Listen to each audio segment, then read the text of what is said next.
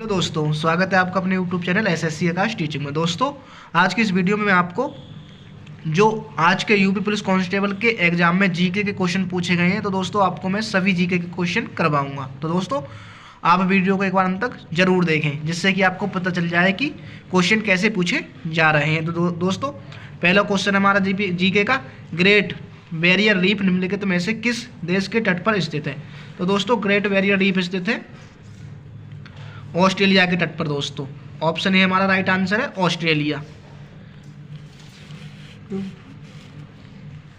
अगला प्रश्न है दोस्तों, निम्नलिखित में से कौन 1946 में भारत की संविधान सभा के अध्यक्ष थे? तो दोस्तों संविधान सभा के अध्यक्ष थे डॉक्टर राजेंद्र प्रसाद।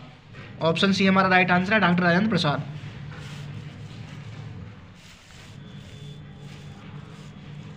अगला प्रश्न है दोस्तों, प्रयाग प्रशस्ति की रचना निम्नलिखित में से किसके द्वारा संस्कृत में की गई है? तो दोस्तों हरिशैन के द्वारा।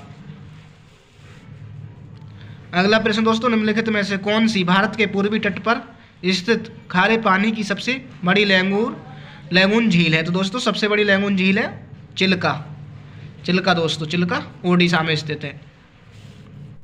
अगला प्रश्न दोस्तों, सफेद प्रकाश कितने रंगों से मिलकर बना होता है? तो दोस्तों सफेद प्रकाश बना होता है 7 रंगों से मिलकर। अगला प्रश्न है दोस्तों, निम्नलिखित में से किसके द्वारा निर्मित समुद्र के एक संकीर्ण चैनल द्वारा श्रीलंका भारत से अलग होता है? तो दोस्तों पाक, जलडमरू और मन्नार की खाड़ी के द्वारा। अगला प्रश्न दोस्तों, सोनपुर पशु मेला हर साल भारत के निम्नलिखित में से किस राज्य में आयोजित होने वाला एक सांस्कृतिक कार्यक्रम है? तो दोस्तों बिहार में। सबसे बड़ा पशुओं का मेला है दोस्तों, ये बिहार में लगता है। अगला प्रश्न दोस्तों, अंगूर की खेती, उपज और कटाई को निम्नलिखित में से किस नाम से जाना जाता है? तो दोस्तों विटी कल्चर के नाम से। अगला प्रश्न दोस्तों, बोमडिला बेलाडिला की पहाड़ियां बैल के कुबड़ की तरह दिखती हैं। पहाड़ियों की यह श्रृंखला भारत के निम्नलिखित में से किस राज्य में स्थित है? दोस्तों छत्तीसगढ़ में। अगला प्रश्न दोस्तों, भारत में जनगणना संगठन के लिए सर्वोच्च पद कौन सा होता है? तो दोस्तों मजिस्ट्रार और जनगणना आयुक्त भारत दोस्तों। अगला प्रश्न दोस्तों, कुमार संभवम निम्नलिखित में से किस लेखक की साहित्यिक कीर्ति है? तो दोस्तों महाकवि कालिदास की। अगला प्रश्न दोस्तों, विश्व पुस्तक दिवस प्रत्येक वर्ष निम्नलिखित में से किस दिन मनाया जाता है? दोस्तों 27 अप्रैल को। अगला प्रश्न दोस्तों, निम्नलिखित में से किस राज्य के कुछ हिस्से में 400 साल पहले नहर सिंचाई की एक स्थानीय प्रणाली विकसित हुई थी, जिसे कुलह कहा जाता है? तो दोस्तों हिमाचल प्रदेश में।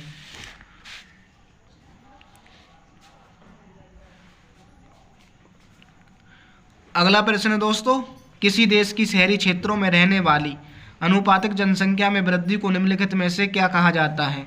तो दोस्तों शहरीकरण। अगला प्रश्न दोस्तों, national aluminium company limited Nelco का पंजीकृत कार्यालय निम्नलिखित में से किस स्थान पर स्थित है? भुवनेश्वर ओडिशा में दोस्तों, भुवनेश्वर ओडिशा। अगला प्रश्न है दोस्तों, विश्व स्वास्थ्य संगठन WHO का मुख्यालय निम्नलिखित में से किस स्थान पर स्थित है? Geneva Switzerland. अगला प्रश्न दोस्तों, सुरहा ताल प्रसिद्ध अभ्यारण्य है जिसमें साइबेरिया और अन्य ठंडे क्षेत्रों से कई प्रवासी पक्षी भी आते हैं। उत्तर प्रदेश के निम्नलिखित में से किस जिले में स्थित है? दोस्तों बलिया में। ऑप्शन बी हमारा राइट आंसर है बलिया में। अगला प्रश्न दोस्तों, निम्नलिखित में से कौन सा स्पेशल मीडिया प्लेटफॉर्म पेशेवर नेटवर्किंग और नौकरी तलाशने के लिए सबसे उपयुक्त है? तो दोस्तों लिंक्डइन। अगला प्रश्न दोस्तों, उत्तर प्रदेश में स्थित भदोही निम्नलिखित में से किस कला के लिए प्रसिद्ध है? तो दोस्तों कालीन बुनाई के लिए।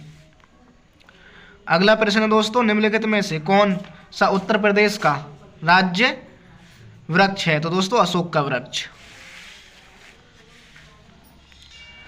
अगला प्रश्न दोस्तों, निम्नलिखित में से उत्तर प्रदेश का कौन सा पक्षी प्रसिद्ध लोक नृत्य धान और मक्के की खेती के दौरान किया जाता है? हुरका बॉल दोस्तों, हुरका बॉल। अगला प्रश्न दोस्तों, बनारस हिंदू विश्वविद्यालय की स्थापना पंडित मदन मोहन मालवीय ने निम्नलिखित में से किसके सहयोग से की थी? तो दोस्तों एनी बेसेंट के। अगला प्रश्न दोस्तों, मथुरा निम्नलिखित में से किसकी जन्मस्थली है जिसे जन्मभूमि के नाम से जाना जाता है? भगवान कृष्ण की, भगवान कृष्ण की। अगला प्रश्न दोस्तों, अकबर का मकबरा निम्नलिखित में से किस स्थान पर स्थित है? तो दोस्तों सिकंदरा में, अकबर का मकबरा स्थित है सिकंदरा में। अगला प्रश्न दोस्तों, विमुद्रीकरण को निम्नलिखित में से किस नाम से जाना जाता है? तो दोस्तों विमुद्रीकरण को जाना जाता है नोटबंदी के नाम से, नोटबंदी के नाम से। अगला प्रश्न दोस्तों, उत्तर प्रदेश राजस्व संहिता 2006 के अनुसार एक अवधि या एक पट्टे वचनबंध या अनुदान के तहत धारित भूमि खंड को निम्नलिखित में से क्या कहा जाता है? धोती, होल्डिंग या धोती दोस्तों, धरती, धरती। दोस्तों UPSSF का पूरा नाम क्या है? Uttar Pradesh special security force, Uttar Pradesh special security force. अगला प्रश्न दोस्तों, निवेश मित्र मोबाइल एप्लीकेशन भारत के निम्नलिखित में से किस राज्य की पहल है? उत्तर प्रदेश के, उत्तर प्रदेश के। अगला प्रश्न है दोस्तों, निम्नलिखित में से कौन सा वाक्य GST के लिए सही नहीं है? तो दोस्तों GST इनपुट टैक्स क्रेडिट या मूल्य के घटाव के लाभ के साथ एक ही दर पर वस्तु और सेवाओं दोनों पर एक व्यापक उगाही और वसूली है। ये दोस्तों हमारा गलत है। अगला प्रश्न है दोस्तों, ईमेल में भरोसेमंद स्रोत बनकर दुर्भावनापूर्ण कारणों के लिए संवेदनशील जानकारी जैसे यूजर नेम, पासवर्ड और क्रेडिट कार्ड वितरण आदि प्राप्त करने का प्रयास क्या कहलाता है? फिशिंग दोस्तों, फिशिंग।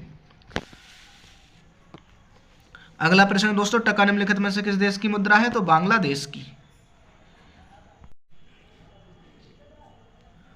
अगला प्रश्न है दोस्तों, निम्नलिखित में से कौन सा पुरस्कार सहकारी और दुग्ध उत्पादक कंपनियों को आगे बढ़ने और प्रतिस्पर्धी भावना पैदा करने के लिए प्रेरित करने हेतु दिया जाता है? तो दोस्तों राष्ट्रीय गोपाल रत्न पुरस्कार। अगला प्रश्न दोस्तों, निम्नलिखित में से कौन सा बंदरगाह कच्छ गुजरात में स्थित है? तो दोस्तों कांडला बंदरगाह या दीनदयाल बंदरगाह।